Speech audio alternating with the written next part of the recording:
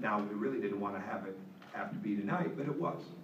And the bottom line is, if we didn't have the capacity to get better, if we didn't have the capacity to improve inside of the game, and if we didn't have the capacity to understand how what the game was giving us, we'd have lost the game by 10, 12, 14, 15 points. There's no question.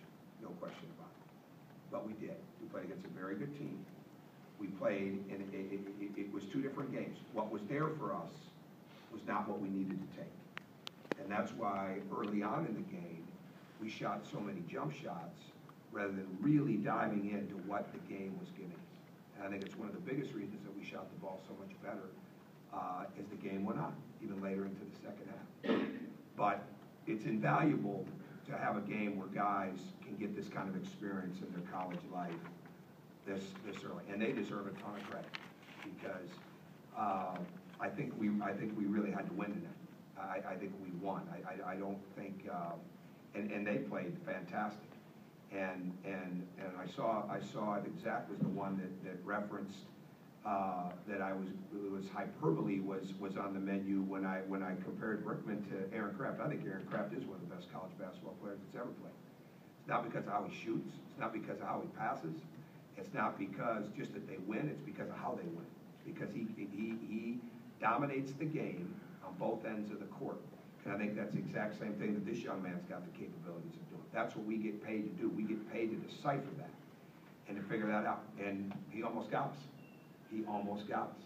So we're really trying to learn here what it's going to take for us to have real success. Going through nights like tonight will help that. Understanding that on Friday night, everything changed for everybody with these new rules and with the way the game is going to be called, with the way the game is going to be officiated. And the teams and players, or the players and teams, I should say in that order, that make the quickest adjustments to how the game is going to be played that given night are going to be the ones that are going to be the beneficiaries. Unfortunately for us, as many mistakes as we made, we had enough things to get us over the top, and this team found a way to win. So I'm proud of it, especially proud of him. Okay. Will, how important was it for your teammates to learn that even when shots aren't falling, they have to continue to do the little things like you did in the first half, and eventually the shots will start coming? Yeah, well, you got to realize the game plan and what the game's giving you, like Coach said. And once you realize that, the game comes a lot easier. Trying to figure out, how the game's moving and at what pace and how the flow is. Once you really find that, you can see our team played at a whole different level once we really figured out how the game was going. We settled, obviously, including myself, too early on. That they were short closing us, they're daring us to shoot, and we shot it, which isn't what you should do. And then eventually we figured out how to win. Sure. Thanks for that book, by the way. Thanks for that. Oh. What could they have done differently? Who's that? Just in the first half. Oh, I think you just said it. We settled. I think you guys saw the three-point numbers. I'm sure they're out there. We didn't take what the game was giving us. They played basically a compact, whether they teach it as the pack line or what it was, they kept the lane. They had a lot of respect for our driving game. They had a lot of respect for our post game. They didn't have a lot of respect for our outside shooting game. I don't blame them. And we were giving them the opportunity to gain confidence as the game went on. There's no question about it. So what we needed to do is we needed to stick with plays, okay, including him early on, where there were things that we wanted to do to get the ball reversed 2-3 times, to get it inside, so we could get our paint game established, so we could get, and that frees up more movement, offensive rebounding wise, get more penetration, get more reversals. Those were the things that were big. But the thing I like about this team is nobody, this surprised me. Winning didn't surprise me in the sense that we would find a way. What surprised me is how really nobody got down. And we had some guys that learned the hard way the level of preparation you have to have for every game. Every game is different. The concepts aren't different, but every game is different.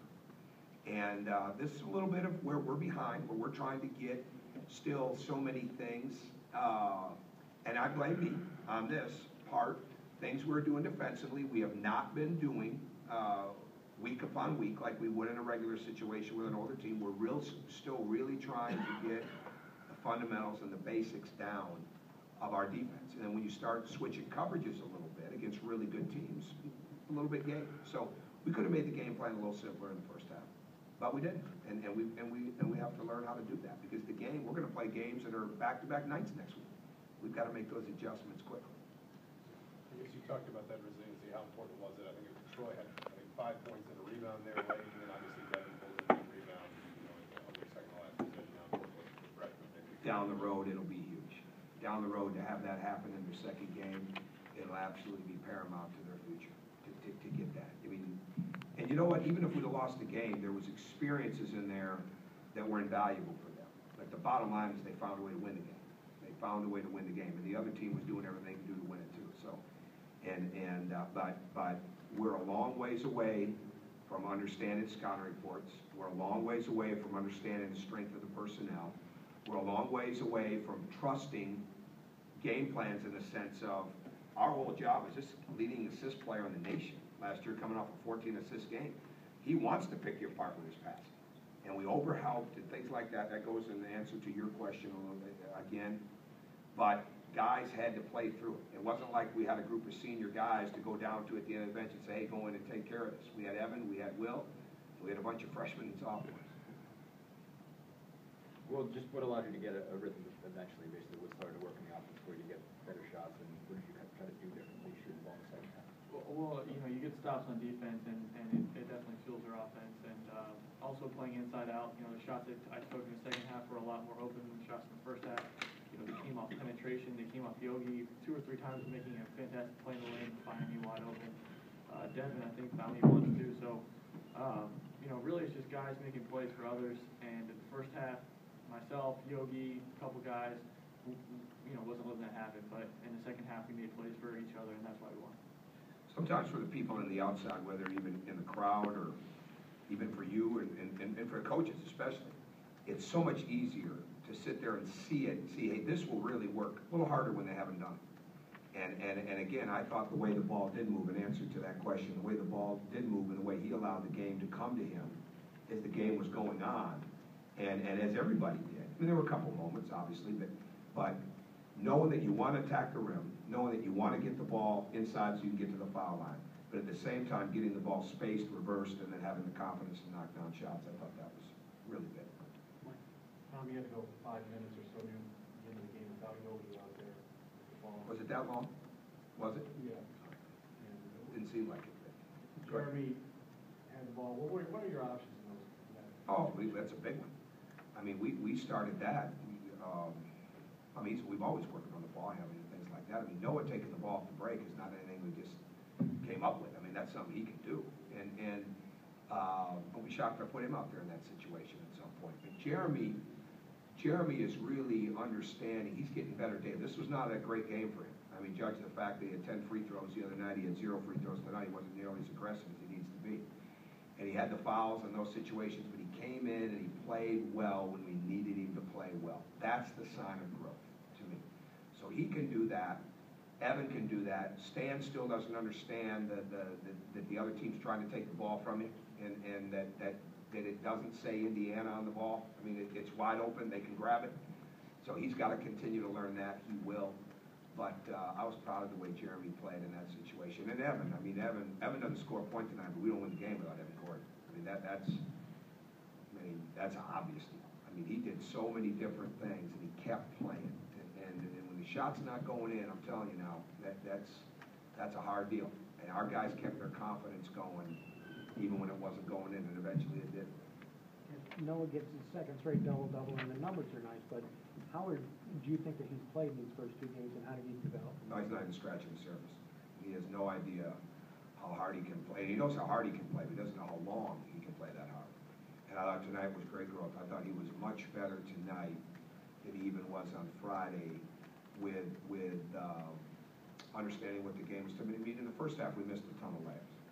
And it's almost like we were waiting for the foul rather than going up into the basket and forcing our will. Not in the sense of charging or anything, but using the board and things like that. Those things, this is where these guys are still learning. The shots they were making last year, you're not getting those shots against anybody here. I mean, at any level in Division I, you've got to use the glass.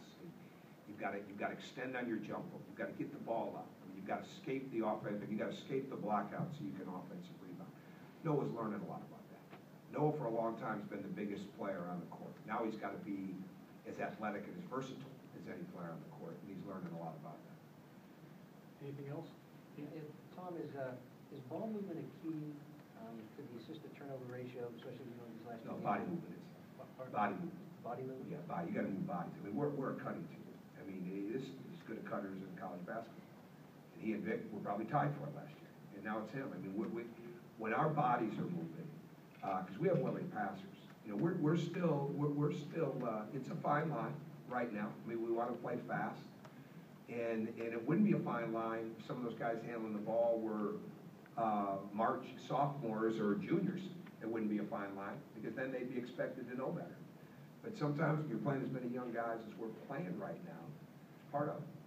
It's part of it, and they're going to make some mistakes. But when the bodies are moving and the cutting is there and the screening and the slipping and all those types of things, that's what they did a great job of. And that young man, Brickman, he's just trying to carve you up, and it would make it passes. And when we didn't trust what we were supposed to do, we paid. When we did what we were supposed to do, and that's a great lesson for our guys. It doesn't matter who's in another jersey. If they're committed to a style of play, they know how to play that style.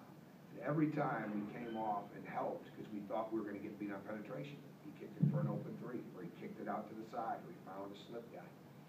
And key for us is to be able to do the same thing, have the same kind of movement, same kind of reversals, the ability to take what the game has given us, play off the defense, and we're not there yet.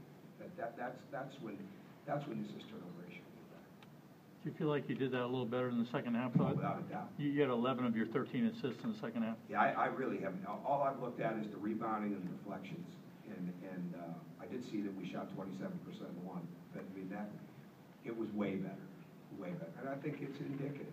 You know, it's indicative. We don't want people to stop shooting. We want people to understand what the best shot is. And I think as the game went on, we got a lot better at that. So, you know, I saw this quote from Brett Brown with the 76ers. He said, he was talking about playing the Spurs the other night, just how good they are, and really how simple they are in the sense that they just make the next pass. And he said, the key to playing the game the right way is just make the next pass. And to me, that's why we were so good last year. That's why our free throw attempts were so high. That's why our field goal percentage was so high. That's why our three-point percentage was so high. We created open looks and open layups for each other. We'll get better as a team shooting the ball. That will take some time. We have to get better right now, like we did tonight in the second half, and moving without the ball, and continuing to understand how important the spacing and reversals are. But I'll give you an example. We practiced on Sunday. We probably spent a 2-hour and 10-minute practice. We probably spent an hour 10 to 15 minutes of just spacing in the half court. And if you'd have watched this tonight, it looked like we'd never done it before. I mean, I got to keep that in perspective, and we just got to keep doing it, you know, time and time again until we understand it.